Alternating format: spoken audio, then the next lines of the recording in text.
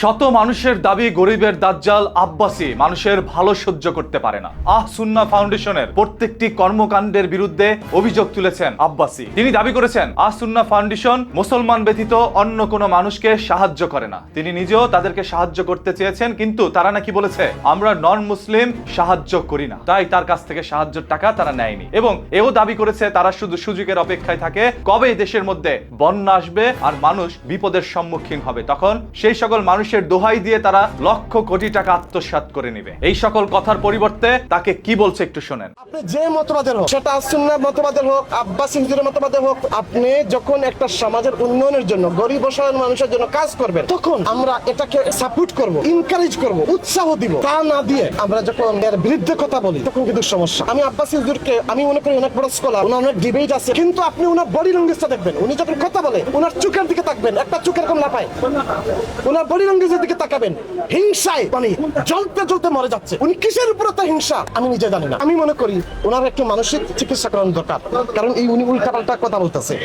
এখানে এই ভদ্রলোকও বললেন এই আব্বাসী মানুষের ভালো দেখতে পারেন না। তার মনের মধ্যে হিংসা এবং অহংকার এত পরিমাণ যে একজন হুজুর যদি কোনো ভালো কাজ করতে নেয় তাহলে তিনি সেই হুজুরের বিরুদ্ধে কথা বলেন, সেখানে সাধারণ জনগণ যদি ভালো কাজ করতে নেয় তাহলে তো কথাই নেই। এই আব্বাসী হুজুরের এক চোখে সমস্যা থাকার কারণে এবং তার কর্মকাণ্ডের কারণে কিছু সংখ্যক মানুষ তাকে গরিবের দাজ্জাল হিসাবেও আখ্যায়িত করেছিলেন। তবে একজন মানুষকে এইভাবে গরিবের দাজ্জাল বলাও ঠিক নয়। যদিও এই আব্বাসী হুজুর অসংখ্য ওয়াজ মাহফিলের মধ্যে গিয়ে মানুষকে সরাসরি বলে দিয়েছে ও তো কাফের। একজন মানুষকে কাফের বলাও হুজুরের ঠিক নয়। যেহেতু আব্বাসী হুজুর একজন শিক্ষিত মানুষ এবং তার মধ্যে এলেম রয়েছে, সেহেতু তার বিরুদ্ধে আমরা ওইভাবে কথাগুলো বলতে চাই না। শুধু এটা বলবো, আহমদুল্লাহ হুজুর যেভাবে সুন্নাহ ফাউন্ডেশনটাকে এগিয়ে নিয়ে যাচ্ছে জনগণের স্বার্থে, জনগণের উপকারের জন্য, সেখানে আব্বাসী হুজুরের আরো দরকার ছিল আহমদুল্লাহ হুজুরকে সাহায্য করা, কিন্তু সেটা তিনি না করে বরঞ্চ তার বিরুদ্ধে আরো অভিযোগ তুলে ধরছেন। মানুষের আস্থা বিশ্বাসের জায়গাটা ধ্বংস করার চেষ্টা করছেন এই আব্বাসী হুজুর। এনায়েতুল্লাহ আব্বাসী হুজুরের কি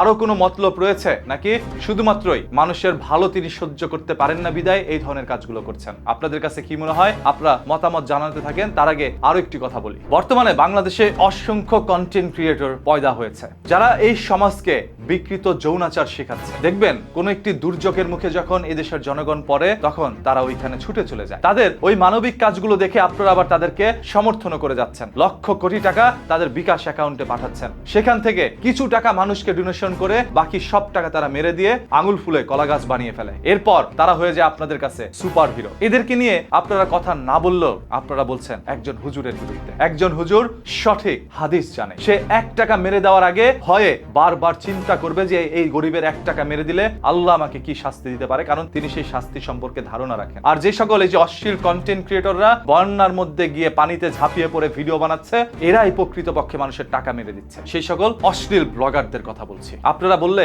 তাদের বিরুদ্ধে বলতে পারেন, কিন্তু এই হাজারো কন্টেন্ট ক্রিয়েটরের মাঝখানে কিছু সংখ্যক মানুষ তাদের নিজের কর্মজীবন ফেলে অসহায় মানুষের পাশে দাঁড়াচ্ছে নিজের অর্থায়নে। সে এই কন্টেন্ট বানিয়ে যেই টাকাটা উপার্জন করছে সেই কষ্টের টাকাটা গরিব দুঃখী মানুষের মাঝে বিলিয়ে দিচ্ছে। এমনও কিছু লোক রয়েছে যাদের টাকা নেই, তারপরও মানুষের কাছ থেকে টাকা চেয়ে এই সকল মানুষের পাশে দাঁড়াচ্ছে। সেই সকল কন্টেন্ট ক্রিয়েটরকে সমর্থন করেন এবং তাদেরকে বর্জন করেন যারা মানুষের টাকা মেরে দিচ্ছে। নিজের মস্তিষ্ক খাটালে বুঝতে পারবেন কারা এই ধরনের কাজ করছে। সর্বশেষ, এনায়েতুল্লাহ আব্বাসী হুজুর একজন আলেম হয়ে আরেকজন আলেমের বিরুদ্ধে এই ধরনের অভিযোগগুলো আসলে কতটুকু যুক্তি সম্পন্ন সেটা আপনারা একটু কমেন্ট করে জানান। ভিডিওটি শেয়ার করে দেন যাতে করে মানুষ সঠিক তথ্যটি জানতে পারে। প্রতিদিনের এই ধরনের খবরের আপডেট জানার জন্য চোখ রাখুন নিউজ কিতে। কথা দিচ্ছি মাটির নিচ থেকে লুকোনো সত্য উন্মোচন করব আপনাদের সামনে, তাই পেজটাকে এখনই ফলো করে দেন।